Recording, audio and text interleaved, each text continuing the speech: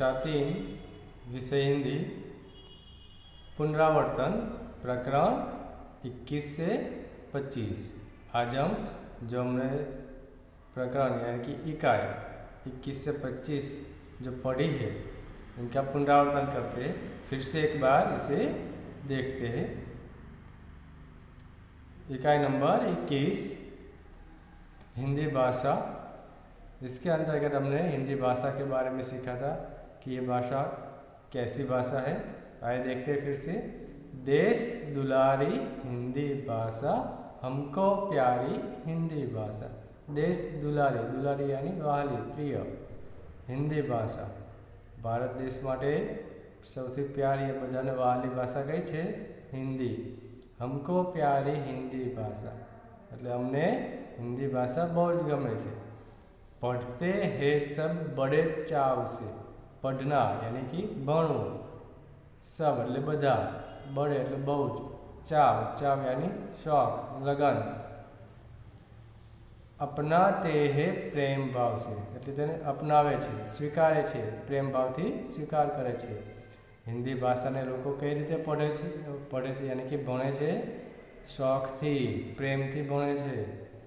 अपनाते हैं प्रेम भाव से प्रेमथी स्वीकारे पण छे। जन जन को है हिंदी भाती। जन जन यानी लोको, लोको लोको ने हिंदी भाती, भाती यानी गमे छे, दरेक लोको ने हिंदी गमे छे। यह भारत को एक बनाती। तो हिंदी भाषा का काम क्या है? भारत को एक बनाना। कैसे एक बनाना? हिंदी भाषा सभी लोग जानते हैं।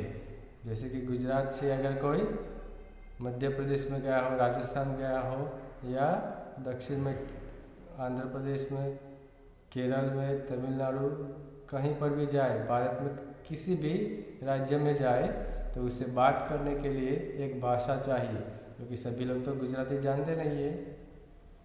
तो उसमें दोनों के बीच बातचीत करने के लिए ऐसी भाषा जो दोनों लोग जानते हो, और ऐसी भाषा कौन सी है? हिंदी भाषा, जो भारत के सभी लोग जानते हैं।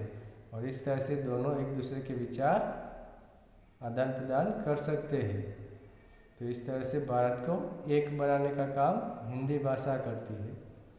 सब फूलों की खुशबू वाले। सब એટલે બધા જ ફૂલોની ખુશ્બુ વાળી। ફૂલોમાં કેવી અલગ અલગ સુગંધ હોય છે, એવી જ રીતે હિન્દી ભાષા અલગ અલગ લોકોના, અલગ અલગ ભાષાઓ બોલતા લોકોને એક બનાવે છે। ફૂલવારી હે હિન્દી ભાષા। બગીચામાં ઘણા બધા રંગના ફૂલ હોય છે, એમાં ઘણી બધી સુગંધ હોય છે, તેમ છતાં બધા ભેગા મળીને કેવું સરસ સુંદર બગીચો બને છે। એમ ભારતમાં ઘણા બધી ભાષાઓ બોલનારા લોકો રહે છે, પણ દરેકના વિચારો એકબીજાને પહોંચાડવા માટે એક ભાષાનો ઉપયોગ કરે છે, અને તે છે હિન્દી ભાષા। તો આ જ રીતે હિન્દી ભાષા આપણા માટે બહુ જ મહત્ત્વપૂર્ણ છે, એટલે શીખવામાં પણ એકદમ સરળ છે। બધા જ લોકો તેને આસાનીથી બોલી શકે છે, વાંચી શકે છે, બરાબર। તો આ રીતે હિન્દી ભાષા દેશના દરેક લોકોને પ્રિય ભાષા છે। દરેક લોકો એને શોખથી ભણે છે, અપનાવે છે, અને તે હિન્દી ભાષા છે તેનું કામ શું છે? દેશને એક બનાવવાનું, જે સફળતાपूर्वक काम પણ કરે છે। इस तरह से इस इकाई में हिंदी भाषा के बारे में हमने सीखा था। इसके बाद इकाई नंबर 22, जिसके अंदर हमने पवन नाम के एक लड़के से आदर्श बालक कैसा हो सकता है इसके बारे में सीखा था। इस इकाई में एक लड़का है पवन, उसमें कैसे गुण है उसके बारे में हमने सीखा था। जैसे कि पवन एक अच्छा लड़का है। पवन केवो छोकरो छे? एक सारो छोकरो छे। वह सुबह जल्दी उठता है। पवन अच्छा लड़का क्यों है? क्योंकि वह सुबह में जल्दी उठता है, ते सवारे वहेलो जागी जाए छे, એટલે સારો કહેવાય। આપણે પણ વહેલા જ ઉઠવું જોઈએ। માતા પિતા को प्रणाम करता है। સવારે જાગીને શું કરે છે? માતા પિતાને એટલે મમ્મી પપ્પાને પગે લાગે છે। रोज सुबह ब्रश से दांत साफ करता है। રોજ સવારે શું કરે છે? બ્રશ વડે દાંત સાફ કરે છે. પવન કે દાંત ચમકીલે સફેદ હે. પવનના દાંત કેવા છે? સફેદ અને ચમકીલા. કેમ? કારણ કે તે રોજ બ્રશ કરે છે. આપણે પણ બ્રશ કરવું જોઈએ. वह स्नान करने के बाद स्वच्छ कपड़े पहनता है. નાહીને કેવા કપડાં પહેરે છે? ધોયેલા ચોખ્ખા કપડાં પહેરે છે. તો નાહ્યા પછી આપણે કેવા કપડાં પહેરવાના? ચોખ્ખા. પવન રોજ પઢને લિખને બેઠતા હૈ. પવન રોજ લખવા વાંચવા બેસે છે. वह अपना गृह कार्य ध्यान से करता है. ગૃહ કાર્ય એટલે કે હોમવર્ક, ઘરકામ. તે તેનું ઘરકામ છે બહુ જ ધ્યાનથી કરે છે. આ પવનની અંદર રહેલા સારા ગુણો છે અને એ ગુણોને કારણે જ એ આદર્શ બાળક તરીકે આપણી સમક્ષ ઉપસ્થિત થયો છે. તો એક આદર્શ બાળકમાં કેવા ગુણો હોવા જોઈએ તેના વિશે અહીંયા પવન દ્વારા આપણને શીખવવામાં આવ્યું છે. આ બધા જ પ્રકારના ગુણો પણ આપણામાં હોવા જોઈએ. બરાબર. वह समय पर पाठशाला पहुंचता है. તે સમય પર ક્યાં જાય છે? પાઠશાલા એટલે સ્કૂલમાં, શાળાએ જાય છે. ગુરુજી को नमस्ते करता है. અધ્યાપકને શું કરે છે? તેના શિક્ષકને નમસ્તે કરે છે. वह सबसे मिलजुल कर रहता है. તે બધા સાથે હળી મળીને રહે છે. કોઈની સાથે લડાઈ ઝઘડો કરતો નથી. પવન હંમેશા સત્ય બોલતા है. તે કેવું બોલે છે? હંમેશા સત્ય એટલે કે સાચું જ બોલે છે, ક્યારેય જૂઠું બોલતો નથી. પવન કવિતા પ્યાર સે ગાતા है. કવિતા કેવી રીતે ગાય છે? બહુ જ પ્યારથી. वह माता पिता की आँखों का तारा है. आँखों का तारा एक मुहावरा है, यानी कि बहुत प्रिय. જે બધા જ લોકોને બહુ પ્રિય હોય તેના વિશે આપણે શું કહેવાય? आँखों का तारा. પવન સબકા પ્યારા લડકા હે. પવનની અંદર આ બધી જ પ્રકારના ગુણો રહેલા છે જેના કારણે તે બધા જને બહુ જ ગમે છે. તો આજથી તમારામાં પણ આ પ્રકારના ગુણો હોવા જોઈએ. સવારે વહેલા ઉઠવાનું, નાહી ધોઈ, પહેલાં તો ઉઠી અને બ્રશ કરવાનું, પછી નાહી ધોઈ માતા પિતાને વંદન કરવાનું, રોજનું કામ હોમવર્ક છે રોજે રોજ પૂરું કરવાનું, લખવા વાંચવા બેસવાનું સમયસર. બરાબર. આ રીતે એક સારા બાળક, એક સારા છોકરા તરીકે તમે બધા સમક્ષ ઉત્તમ ઉદાહરણ બનશો. તો આજથી પવનની જેવું જ આપણે પણ કરવાનું છે. आदर्श बालक में हमने इसके बारे में सीखा था. अब आगे की इकाई देखते हैं. काम करो. इकाई नंबर 23. इसमें कौन क्या काम करता है इसके बारे में बताया था. सूरज कहता नहीं किसी से मैं प्रकाश फैलाता हूँ. આપણે હંમેશા આપણું કામ જ કરવાનું છે. ક્યારેય કોઈને આપણા કામ વિશે પોતાની જ પ્રશંસા બીજા સમક્ષ કરવાની નથી કે જો મેં આમ કર્યું, મેં તેમ કર્યું, એમ નહીં. તેના માટે અહીંયા ઉદાહરણ આપ્યું છે. સૂરજ છે તે ક્યારેય આપણી સામે કહે છે કે હું પ્રકાશ ફેલાવું છું, અંજવાળો આપું છું, મારા જેવું કોઈ ના કરી શકે? ના, ક્યારેય કહેતો નથી. તેમ આપણે પણ આપણે જે કામ કરીએ છીએ તેના વખાણ બીજા સમક્ષ કરવા જોઈએ નહીં.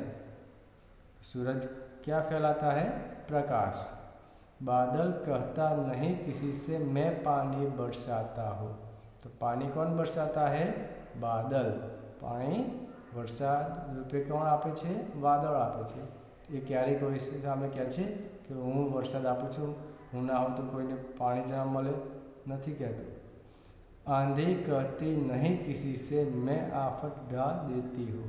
आंधी એટલે તુફાન આવે છે, ક્યારે કહે છે કે હું મુસીબત લાવું છું, મારી જેવી મુસીબત કોઈ ન લાવી શકે?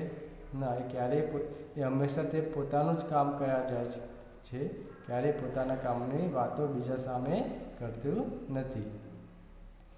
कोयल कहती नहीं किसी से मैं अच्छा गा लेती हूँ. કોયલ બહુ સુંદર ગાય, મધુર કંઠમાં ગાય છે, પણ તે ક્યારેય પોતાના વખાણ બીજા સમક્ષ કરતી નથી. नाच दिखाकर खेतों में मोर प्राप्त करता है मान. नाचे છે કોણ? ખેતરમાં મોર. કળા કરીને મોર સરસ નાચ દેખાડે છે બધાને, પણ તે ક્યારેય કોઈને તેના વિશે કહેતો નથી. बातों से नहीं कामों से होती है सबकी पहचान. तो વાતો કરવાથી પોતાનું જ કામની પ્રશંસા બીજા સમક્ષ કરે તો તેને કોઈ યાદ કરે નહીં, પણ તેના વાતોથી નહીં પણ તેના કામથી તે કેવું કામ કરી રહ્યો છે તેનાથી જ તેની ઓળખાણ થાય છે. કારણ કે સૂરજનું કામ પ્રકાશ ફેલાવવાનું, વાદળનું કામ વરસાદ આપવાનું, આંધી એટલે કે તોફાનનું કામ આફત એટલે કે મુશ્કેલી લાવવાનું, કોયલનું કામ સુંદર કંઠમાં ગાવાનું, મોરનું કામ છે નાચ દેખાડવાનું. તો દરેકનું કામને કારણે જ તેની ઓળખાણ પણ રહેલી છે. તો આપણે પણ આપણી ઓળખાણ જો સારી બનાવી હોય તો કામ કેવા કરવા પડે? સારા જ કામ કરવા પડે, અને ક્યારેય પોતાના કામની વખાણ પ્રશંસા બીજા સમક્ષ કરવાની નહીં.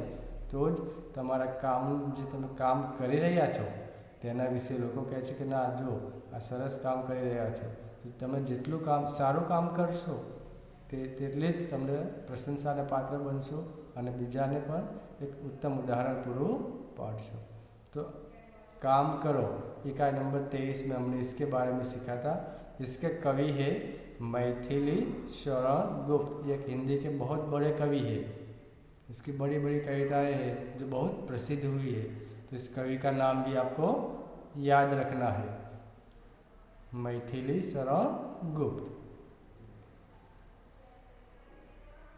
इकाई 24 भारतीय महीने. हमने इसमें भारतीय महीनों के बारे में सीखा था. हम जो महीनों के नाम बोलते हैं जनवरी फरवरी, वो अंग्रेजी महीने हैं. भारत के महीने कौन से हैं? तो ये यहाँ पर देखिए 12 है. तो एक साल में 12 महीने आते हैं. कार्तिक पहला महीना है यानी कार्तक. मार्गशीर्ष इसके लिए दूसरा नाम भी है हिंदी में अगहन, जिसे हम गुजराती में मागसर कहते हैं. पौष यानी पौष, माघ यानी महा, फाल्गुन यानी फागण, चैत्र यानी चैत्र, वैशाख तो वैशाख, ज्येष्ठ तो जेठ, आषाढ़ तो आषाढ़, श्रावण श्रावण, भाद्रपद भादरवो, भाद्रपद को भादो भी कहते हैं. और 12 नंबर पर है आश्विन यानी क्वार यानी आसो महीने. तो इस तरह से भारतीय महीने हैं जो हमने यहाँ पर सीखे. उन सबके हिंदी और गुजराती नाम आपको याद रखने हैं. और साथ में ये भी याद रखना है एक साल में कितने महीने आते हैं? 12. और सप्ताह 52. ये भी आपको याद रखना है. और महीने कैसे गिने जाते हैं वो जब हमने इस इकाई के बारे में सीखा था उस वक्त चर्चा की थी. तो इसे भी आपको याद रखना है. इसके बाद आगे की इकाई 25 अंग्रेजी महीने. यहाँ पर जो है हिंदी में नाम लिखे हैं अंग्रेजी महीनों के, वो आपको याद रखने हैं. जैसे पहला महीना यानी जनवरी जिसे हम जनवरी कहते हैं, फरवरी यानी फरवरी, तीसरा महीना है मार्च, चौथा है अप्रैल, मई, जून, जुलाई, अगस्त, सितंबर, अक्टूबर, नवंबर और दिसंबर. ये जो महीने हैं हिंदी में हम इसे इस तरह से बोलते हैं, और अंग्रेजी में हम जो जनवरी, फरवरी, मार्च, अप्रैल, मई, जून, जुलाई, अगस्त, सितंबर, अक्टूबर, नवंबर और दिसंबर इस तरह से बोलते हैं. तो आपको हिंदी में इसके नाम याद रखने हैं. तो इस तरह से यहाँ पर इकाई 21 से 25 का हमने फिर से पुनरावर्तन किया है. आप एक बार फिर से इसे देखिए, और ये आपको नोटबुक में नहीं लिखना है, याद रखने के लिए ही है. अब इसके बाद जो वीडियो हम बनाएंगे इसमें इसके MCQ होंगे. तो अब इसे एक बार फिर से आप देखिए और तैयार कीजिए. ठीक है, धन्यवाद.